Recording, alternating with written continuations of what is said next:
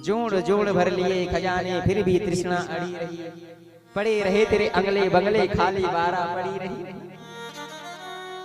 क्या साथ में जाएंगे? भक्ति तो साथ में जाएंगे, भजन तो साथ में जाएंगे। ध्यान पूर्वक सुनिएगा। एक बार क्या हुआ, एक बार एक चूहा चूहा क्या किया, चूहा महाराज बहुत मेहनत किया। चूहा एक बहुत बड़े पर्वत को देखे और पर्वत को देख करके मन में विचार किया कि महाराज इस पर्वत में क्यों ना मैं अपने लिए घर को बना लूं। ध्यान पूर्वक सुनिएगा।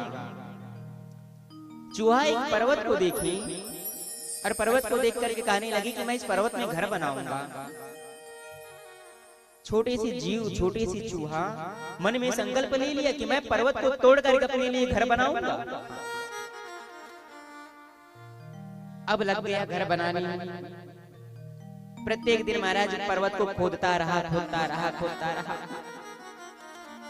जीवन भर वह चूहा उस पर्वत को खोद करके अपने लिए एक सुंदर बिल बनाया, अपने लिए घर को बनाया। जीवन भर मेहनत किया, किसके लिए? एक घर को बनाने के लिए। दिन रात मेहनत करता। अब भजन तो छूट ही गया है महाराज, भजन तो नहीं करता था, बस मेहनत करता। और एक दिन मेहनत कर करके पूरे पर्वत को तोड़ दिया और अपने लिए घर को बनाया। घर को बनाया, घर में निवास किया। अब सोचा कि महाराज बहुत मेहनत कर लिए, अब ज्यादा मेहनत नहीं करेंगे, बिल में बैठ करके सुंदर विश्राम करेंगे। जीवन भर मेहनत किया, बिल बनाया और बिल में बैठा रहा। एक दिन क्या हुआ कि एक दिन महाराज उसी पर्वत से, जिस स्थान पर चूहा घर बनाए थे, उसी मार्ग से एक सर्प जा रहे थे। एक सर्प गुजर रहे थे। अब सर्प ने देखा इतना सुंदर ये महल बना हुआ है। सर्प विचार किया कि इतना सुंदर ये महल बना हुआ है, चलो ना जाकर के एक बार देख लेता हूँ कि इस महल में रहने वाले राजा कौन है। सर्प विचार किया कितना सुंदर महल है, तो इनके राजा कितने सुंदर होंगे।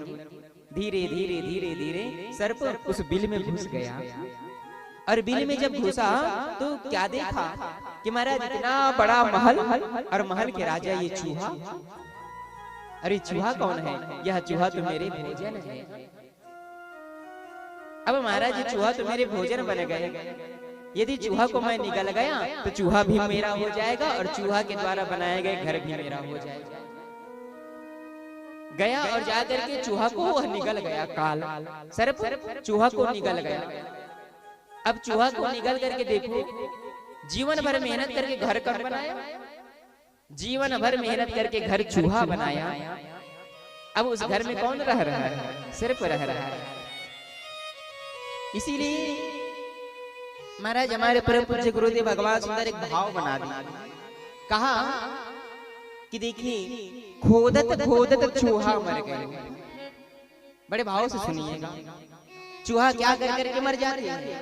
खोदत खोदत चूहा मर गए, मौज करी सरपंगा ने। अब मौज कौन कर रहे हैं? सरपंगा सांप। खोदत खोदत चूहा मर गए, मौज करी सरपंगा ने। इसके बाद फिर कहा है कि माली क्या करता है? जीवन भर पानी छींचता है। माली बाग में जीवन भर महाराज पानी छींचता रह जाता है। छींचत छींचत माली मर गए। माली भी छींचते छींचते छींचते एक दिन महाराज शरीर त्याग देता है। और जब उनके द्वारा जब वृक्षों को पानी देते हैं, वह वृक्ष सुंदर फूल देने लगते हैं, तो उस पुष्प में आनंद कौन लेते हैं? मौज करी भावरंगा ने।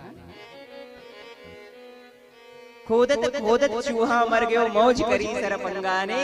छींचत छींचत माली मर गयो, मौज करी भावरंगा ने। अब तीसरा भाव बताया।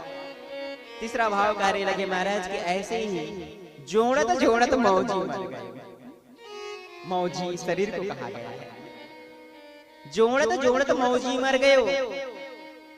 कुछ लोग महाराज इतने कंजूस प्रवृत्ति के हो जाते हैं कि बस जीवन भर जोड़ते हैं, कभी नाम संकीर्तन नहीं करते, कभी दान पुण्य नहीं करते, और जोड़ जोड़ करके वह भी एक दिन चले जाते हैं। अब उनके द्वारा अर्जन किए गए धन में कौन आनंद लेते हैं? तो कहें कि जोड़त जोड़त मौजी मर गए मौज करी खर्चंगा ने। जोड़ने वाले तो कभी खर्चा नहीं किया, तो अब खर्चा कौन कर रहे हैं? खर्चंगा उनके पुत्र। तीन भाव बताए कि महाराज खोदत खोदत चूहा मर गयो मौज करी सरपंगा ने, छींचत छींचत माली मर गयो मौज करी भौरंगा ने, और जोड़त जोड़त मौजी मर गयो मौज करी खर्चंगा ने। चौथा भाव बताया है। चौथा भाव क्या कहा कि ऐसे ही महाराज सोचत सोचत दुनिया मर गई, सोचत सोचत दुनिया मर गए और मौज कौन कर रहे हैं?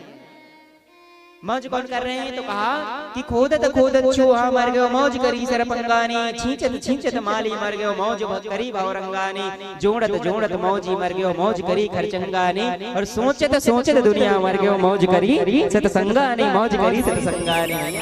जो सत्संग में आएंगे सच्चे मौज वही कर पाएंगे।